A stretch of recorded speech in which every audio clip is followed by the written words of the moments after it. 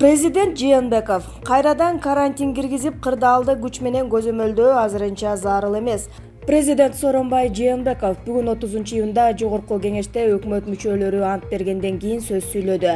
Мамлекет башчы эпидемиологиялык кырдаалга токтолуп, дагы да болсо чектөөлөр аркылуу абалды көзөмөлдөөгө мүмкүнчүлүк бар экенин айтты.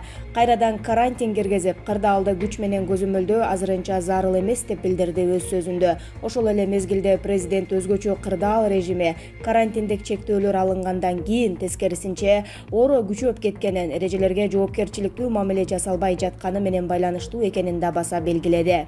Чектөөлөр алынгандан кийин оору күч алып, медицина кызматкерлеринин буга чейинки кылган ишин жокко чыгара турган деңгээлге чейин жеттик. Буга айрым саясатчылардын оору жок, бул бийликтин саясаты деген жалган сөзүнө ишенип алган кээ бир мекендештерибизден ооруга жоопкерчиликсиз мамиле кылуусу негизги себеп. Базарларда, соода борборлорунда жана башка коомдук жайларда адамдар санитардык талаптарды сактабай жүрүүсү үчүн күчөдү, деди президент. Дары-дармек кымбаттайт, түгөнөт экен деп дүрбөлөң түшүп жаткандарга министрликтин өкүлү жооп берди. Өлкөдө вируска каршы дары-дармектердин запасы жетиштүү, дүрбөлөңгө түшүүгө негиз жок, дейт саламаттыкты сактоо министринин орун басары Мадамин Каратаев. Бул тууралуу ал бүгүн 30-июнда өткөн маалымат жыйында билдирди. Айтымында акыркы күндөрү эл арасында дары-дармектер кымбаттайт экен, жетишпейт экен деген кептер тарап, калк арасында дүрбөлөң түшүп жатат. Мындай маалымат туура эмес. Мен жарандарга кайрылып дүрбөлөңгө түшпөөгө чакырам. Өлкөдө дары-дармектин запастары жетиштүү. Кечээ эле фармацевтикалык компаниялардан маалыматтарды алдык. Ага ылайык запас жетиштүү, деди Каратаев. Министрлик абалы оорлоду. Тез жардам күтпөстөн өзүңөр алып келсеңер да кабыл алабыз. Кыргызстанда ооруканаларга абалы начар бейтаптарды тез жардамдын багыттама кагазы жок болсо да кабыл алууга уруксат берилди. 30-июнда онлайн брифингде саламаттыкты сактоо министринин орун басары Мадамин Каратаев билдиргендей, медицина кызматкерлери абалы оорлоду. Жакындары өз машинасы менен алып барса кабыл алууга милдеттүү болот. Эгер мүмкүнчүлүк болсо, өзүңөрдүн машинаңарды алып келсеңер ким кабыл албай койбойт. Мен расмий түрдө айтып жатам. Кээ бирде тез жардам менен келгиле деген талап коюлуп, түшүнбөстүктөр болууда. Ооруканалардын жетекчилери билет, бирок кээ бир дарыгерлерге маалымат жетпей калгандыр. Аны да туура түшүнүү керек. Бүгүн кезметтеги дарыгерби, кызматкерби баарына клиникасы оор болуп жатса жаткыргыла деген тапшырма берилди. Адатта адамды ооруканага жаткыруу үчүн жашаган жериндеги бейтапкананын же тез жардамдын багыттама кагазы талап кылынат. Ансыз медицина жайы кабыл албайт. 30-июнда Кыргызстанда вирустан бир күндө каза болгондордун саны боюнча алгачкы жолу эң көп учур 7 адам катталды. Эч кимге карызым жок, Жээнбеков колдоого алды делген партиялар боюнча жооп берди.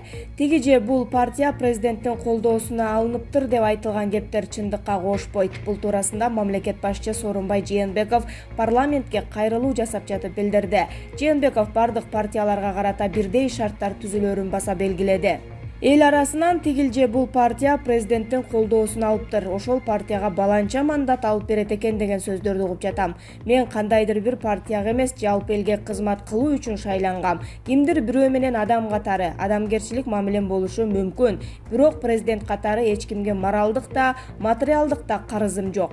Менин тирегим эл. Кайсы бир партияга эмес, элиме таянам. Бир Кудайга, анан элиме ишенем. Менде мына ушундай ички эркиндик бар, деп эскертти мамлекет башчы. Ошондой эле президент шайлоодон кайсы партия жеңип келбесин, мамлекеттин кызыкчылык үчүн чогуу иштегенге даяр экенин айтты. Белгилей кетсек, президент бүгүн парламентте жаңы дайындалган өкмөт мүчөлөрүнүн антын кабыл алды. Андан соң пандемияга жана алдыдагы шайлоого байланыштуу кыргызстандыктарга кайрылды.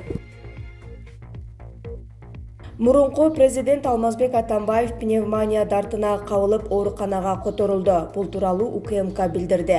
Ага ылайык кечээ 29-июнда Атамбаев ден соолугу начарлап жатканын айтып, андан коронавирусту текшерүү үчүн ПЦР тест алынган. Натыйжада ковид аныкталган эмес, бирок пневмонияга кабылганы белгилүү болгон. Ошол эле күнү дарыгерлер онлайн консилиум өткөрүп, өпкөсүнүн эки тарабы сезгенгенин аныкташкан. Буга байланыштуу ал ооруканага жаткан. Акыркы жумада Атамбаев жактоочусу жана туугандары менен бир нече ирет жолугушуп, кагаз жана буюмдарды алган. Бирок УКМК вирусту алдын алуу үчүн абакта жолугушууларды уюштурбай элди айнек тосмо аркылуу көрүшүүнү сунуш кылат деп айтылат маалыматта.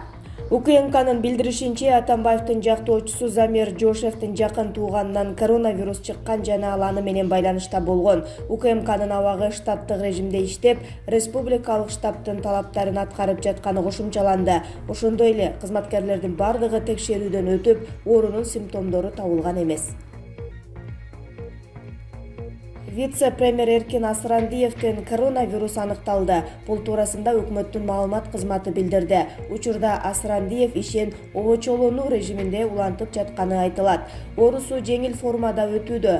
Ал тийиштүү дарылануудан өтүп жатат жана өзүн жакшы сезип калды деп айтылат маалыматта. Ошондой эле өкмөттүн аппарат жетекчиси Таалайбек Темиралиев, Маданият, маалымат жана туризм министри Азамат Жаманкулов, юстиция министри Марат Жаманкулов жана транспорт жана жолдор министри Жанат Бейшенов оорулар менен байланышта болгондуктан обочолонуп иш алып барууда. Буга байланыштуу аталган кызматкерлер бүгүн өкмөт мүчөлөрүнүн жогорку кеңеште ант берүү аземине катыша албайт. Атамбаевка эл баатырын бергиси келген Сайдулла Нышановго Кадыр Кошалиев эмнеге каршы?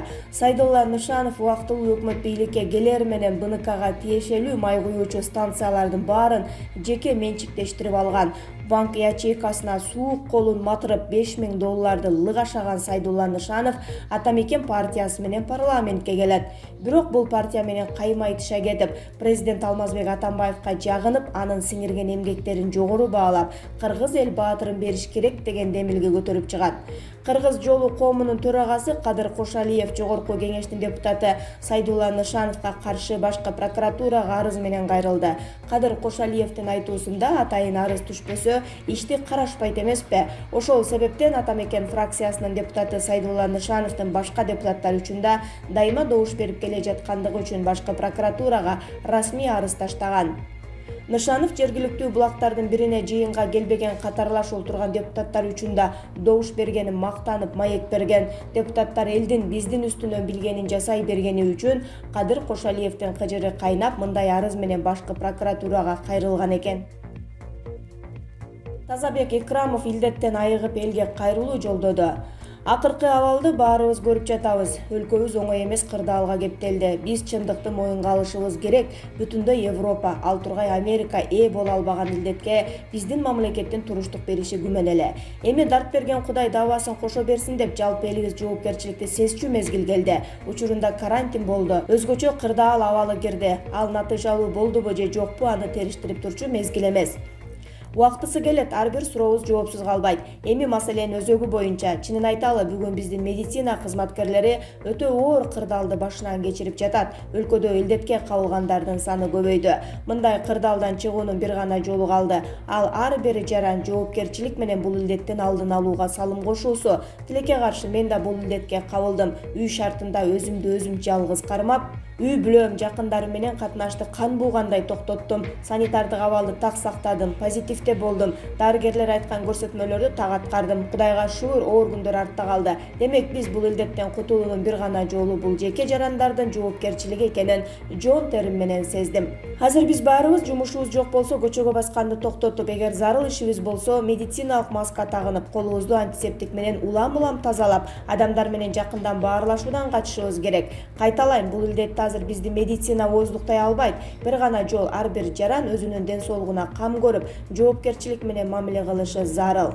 Ар бир көчөдөгү жаран бүгүнкү күнү вирусту алып жүрүүчү болуп, бир канча кишини илдетке чалдыктырып жатат. Бул өтө коркунучтуу. Биз дайым өзүбүздү эле эмес, башка мекендештерибиздин ден соолугун ойлогонго да милдеттүүбүз. Сактаналы, сак бололу. Жогорку кеңештин депутаты Тазабек Экрамов.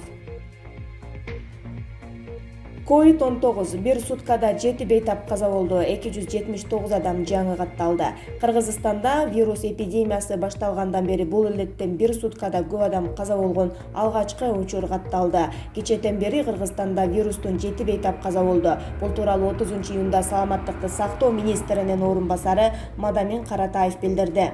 Соңку бир сутка ичинде вирус инфекциясы 279 адамдан аныкталды. Алардын эң көбү Бишкекте. Бишкекте 182 адам, Чүй областында 36, Ысык Көл областында 18, Талас областында 15, Нарын областында 10, Баткен областында 9, Жалал-Абад областында 7, Ош шаарында жана Ош областында 1 адам. Илдеттен дарыланып жаткан 76 бейтап айыгып, акыркы сутка ичинде үйүнө чыкты. Жалпысынан 18 марттан 30 июнга чейин өлкөдө вирус 5296 адамдан табылды. Алардын ичинен 57 бейтап кайтыш болду. 2370 бейтап айыгып кетти. Буга чейин вирустан каза тапкандардын саны суткасына 3дөн ашпай келген.